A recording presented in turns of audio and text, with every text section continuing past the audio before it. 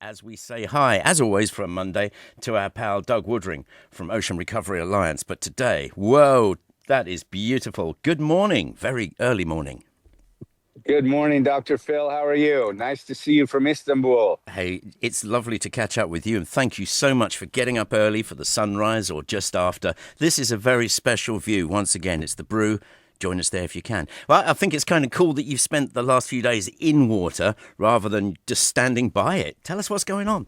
Oh, yeah. We're fully active. So we're in one of the most historic cities in the world, 4,000 years of back and forth of Asia and Europe. And this race, the Cross Bosphorus Swim, in its 37th year, is one of the best open water swims in the world. Yeah. Over 2,800 people, 2,850 from 80 countries swimming from Asia to Europe. That's 6.5 kilometers. Yeah, right. About 3+ miles in the miles terms. And the Bosphorus is a strait. It's not a river. So you can't, but it's also thin, like a river. So you can't just swim across it. One reason is because the currents are too strong, and the other reason, the race would be too short and people would be done too quickly. So they start 6 kilometers upstream, which is towards the Black Sea. Yeah. And then you ride the currents almost like you're in a big flume all the way down. But you got to go fast. And if you get the currents wrong, then you can really have a different race. You've got to really know what you're doing with this one. Yeah, you do. And people love it because it's so beautiful. The water is so clean. We saw 2 pods of porpoises 2 days earlier, and we saw dolphins on the way up to the race yesterday. So I think that was the dolphins talking to me to have a good luck, and I actually did have good luck, and it was amazing. I've been here 3 times for this race, and they do a really great job. It's run by the Turkish Olympic Committee, and the whole city gets behind it. Well, if you listen to this spot regularly, you'll know Doug is a pretty prolific open water swimmer. But come on, tell us I know you did brilliantly. Share. Well, I happened to win my age group, which was a good surprise. And I got 4th one year in the past. So to get first was really big. Fantastic. Compared to the number of the people. But I was 66th overall out of 2,850. So the percentage there was the top 0.5%. So I was pretty pleased with that. You should be. The obvious question is, you sent some photos out the other day. It's like an aerial view of the launch. Now, how on earth, Yes. You know what I'm going to ask you, how on earth do all these people do it without collisions? This is really interesting. This is the only race that I know that does this. They load you by your cap color, red, blue, or orange. Yep. And you have to get onto 3 ferries. And the 3 ferries are like giant, not car ferries, but giant tourist ferries. And you wear slippers so your feet stay warm and you don't cut your feet on the ferry. But you fill up one ferry, they're all next to each other. You fill up another ferry, you fill up another ferry, 3,000 people. Then they go upstream, up straight towards the Black Sea for an hour. And then they turn around, and then ours was on the inside, and then the next one and the next one. Then they put a giant pontoon on the outside, which is what you saw from the drone. So you feed the people through the ferries, but you can't all start at the same time, of course. There's no way to get 3,000 people out the door of a ferry. So every single person has a timing chip on their ankle. Okay. And that timing chip does not start your time of the race until you land on the red pad before you jump in. So it's really psychologically weird because we started the race 45 minutes after the first person jumped in, and that person could have easily been finished by the time we jumped in. But it's all based on your time and when you leave that ferry. So you all have the same relative time. And so we jumped in almost at the end, cruised by a bunch of people on the way down, and ended up winning the overall category because all the times are synced. How long has this race been in existence? How long? 37 years. So how on earth did they do it before this chip technology, I wonder? Oh, it was, I think, mayhem. Yeah. It was probably a bit of Turkish confusion at that time, jumping in and But there was one guy yesterday who's done all 37 races. And so he got a special award for that. It was pretty neat. Yeah. They have age categories for every 5 years, men and women. And Hong Kong, being a small little place that we are, we had about 8 swimmers here. Oh, We got 4 podiums, 2 golds, a silver, and a bronze. that's With incredible. Mahet and myself at gold, Ivan at silver, and Edie at bronze. And that's pretty good for a little Hong Kong. That's extremely in a big race. good. I think we've probably got a few people joining us by now, so it might be a good idea, Doug, for you to do the tour guide thing. He's on top of, it's not a picture, it's the real deal, and it's absolutely stunning. Tell us what's going on. This is the real deal. So we've got, we're at the Marriott Pera Hotel, Miramar Pera. Yeah. This is the inside tributary, one of them, of Istanbul. Beautiful. But the old Istanbul and all the mosques are across the way over here. Absolutely beautiful. The Marmara Sea, which goes out to the Mediterranean.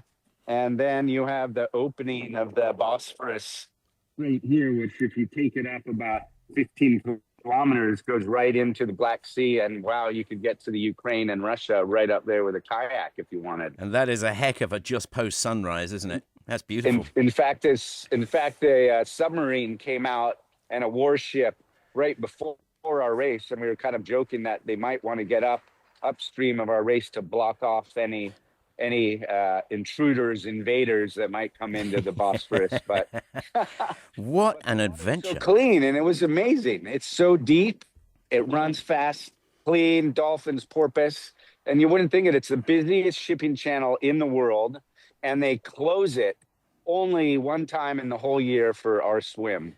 Tell me something, as an endurance swimmer, in your toolkit, which tools do you need? I mean, what are your sort of, how do you triage your swim? Well, I've done this race 3 times. The first race I did pretty well. The second race I did 10 minutes slower, and it's all about the currents. Yeah. If you get the currents wrong, I went too close to the side this time. My friend did that this time, or last time.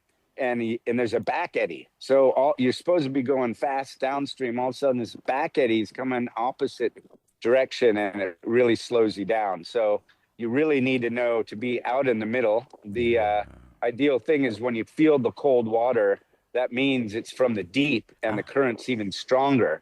But yesterday, there was no cold water. None of us felt it. And the time was about 10 minutes slower than normal total race time because the currents weren't really moving as fast as normal, but they were definitely fast. So you could almost body surf some of these swells.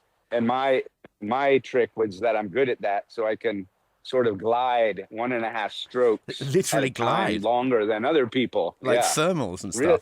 Really neat, really neat. Is there anywhere in this part of the world where you can realistically train for this?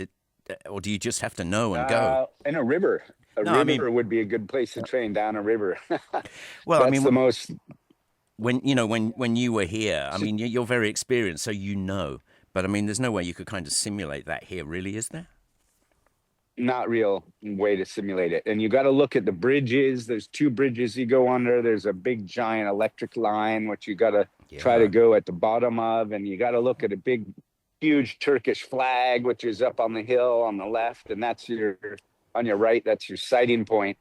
But one thing I want to say about this race, I was here in 2017 as a VIP. They invited me for my swimming and environmental work. Yeah. And the race was absolutely trashed at the end of the race.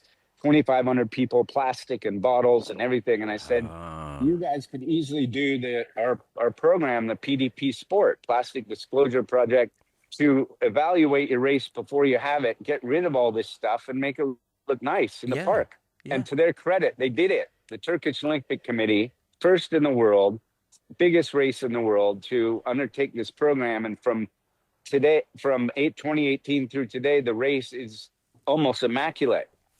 And it's just a matter of showing how 2 people and 2 groups can just have a chat, see the damage, figure out how to make a quick solution and solve it. If anybody's just joined us, do remind them why you're there.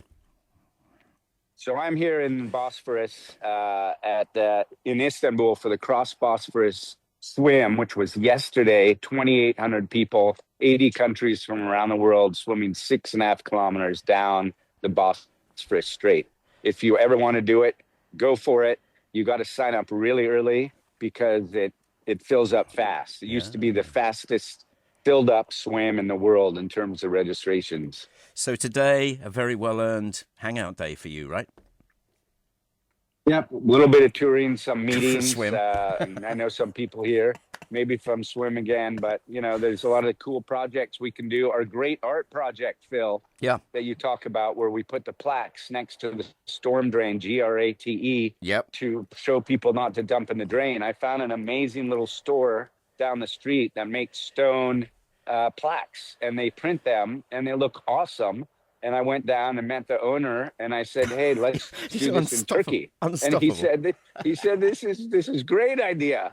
So we already got this project planned now. So that's why some of these traveling things make sense. I knew that you would have a day or two tagged on for ocean recov work, so I'm looking forward to going through this with you over the next few weeks. That's really good news indeed, isn't it? Yeah, it's great. You meet guys from all around the world, Brazil and Italy, and we've already got people saying, wow, let's try to do some of these things together. So swimming binds us all in athletics and environment and outdoors. Huge congratulations to you, Doug, and the other guys from the Hong Kong team. You want to give them another name shout? Yep. Edie, Mahet, and Ivan for all podium. Jeff was in there right behind me, and Amy, and it's a great squad. So hopefully next year, some of you guys can make it as well. Brilliant, Doug. Thank you so much for waking up bright and early from that beautiful location in Istanbul. I'll catch you too, Phil. You got it. You're gonna come next year. Okay, yeah, really. I'll catch you back in Hong Kong next week. Doug Woodring, well done.